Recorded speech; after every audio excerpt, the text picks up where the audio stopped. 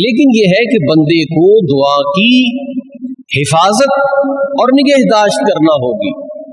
अगर वो दुआ की हिफाजत नहीं करता, जैसे दुआ करनी है वैसे दुआ नहीं करता, तो फिर उसके लिए दुआ की कबूलियत और रहमत के दरवाजे खुलने का मामला नहीं है। नबी मुकर्रम सल्लल्लाहु अलैहि वसल्लम ने फरमाया, इन्नल्लाह ला यस्तजीबु दुआ मिन क़ल्बिन गाफिलिन लाहिन, कि अल्लाह तबारक व तआला गाफिल दिल और खेल कूद में पड़े हुए दिल की दुआ को कबूल नहीं फरमाता। अब ये देखिए कि अल्लाह के हबीब ने दुआ का जो मंबा और मरकज है वो किस चीज को बयान किया है? वो क्या है? दिल। वो क्या है? दिल है। दुआ का मंबा जुबान हम समझे हुए हैं। हम दुआ किसको समझते हैं? कि जुबान से हो, कोई मदीना शरीफ जा रहा हो, कोई मक्का शरीफ जा रहा हो, मस्जिद में इमाम साहब हो, तो हम उनसे क्या कहते हैं? मेरा नाम लेकर दुआ करना।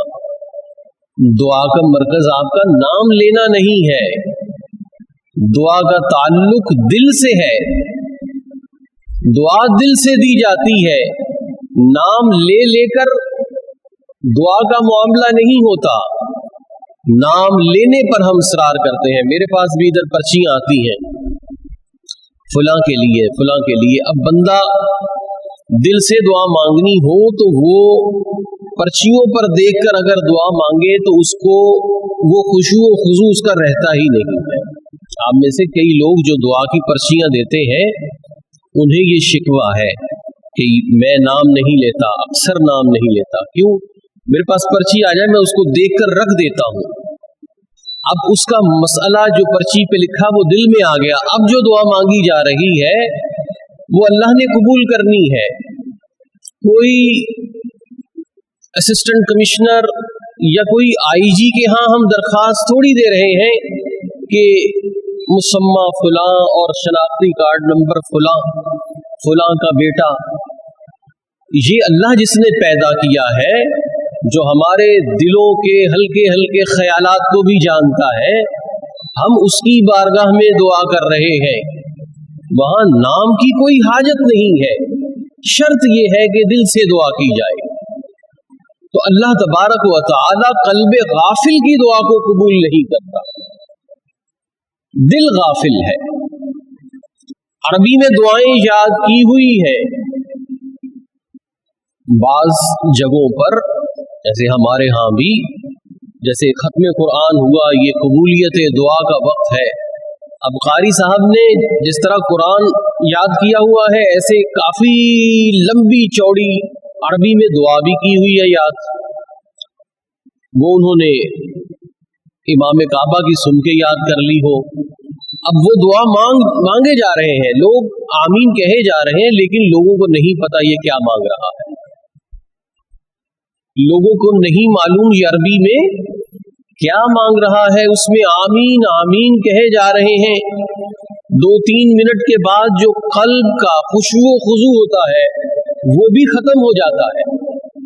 फिर बंदा ये समझता है ये कब मुंह पे हाथ फेरेगा। हर दुआ में लंबी लंबी दुआओं का फैशन चल गया है। यानी हम जिस अल्लाह ने हम पे आजमाइश डाली है, जिस अल्लाह ने हाजत पूरी करनी है, और इस हाजत की जरूरत भी उसी खुदा ने पैदा की है, हम उसे डिटेल बता कर अपना मसला समझा रहे हैं, जैसे हम किसी अनजान से अपना मसला हल करवाते हैं। हम अल्लाह से बाज़-औक़ात ऐसे समझा के दुआएं करते हैं कि जैसे हम किसी गाफिल से चीज मांग रहे हैं।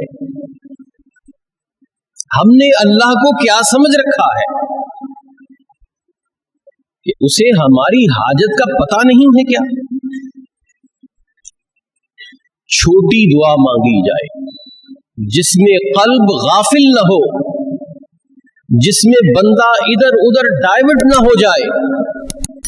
ऐसी लंबी दुआ मांगना कि पिछले लोग उकता जाएं, और ऐसी दुआ मांगना कि पिछलों को कोई समझ ना आए कि ये मांग क्या रहा है। तो ये क्या है? ये नुज़ूल कुरान का वक्त है, या कोई भी महफिल के बाद का वक्त है, कबूलियत दुआ का वक्त है, उसमें हम लंबी दुआ का फैशन पूरा कर रहे हैं, और वो पूरी की पूरी जमाअत गाफिलीन अल्लाह की बारगाह में दुआ कर रही है, गाफिल होकर इस उम्मीद पर कि उनकी दुआ कबूल हो जाएगी। ये किस कदर हम अपने आप को धोखे में डाले हुए हैं कि हमने दुआ की असलियत को न समझा, हमने मुजीबुद्दावात अल्लाह की जात को नहीं समझा, कबूलियत दुआ के राज को नहीं समझा, अपनी हाजतों मुनाजात मांगने के सलीके को नहीं समझा।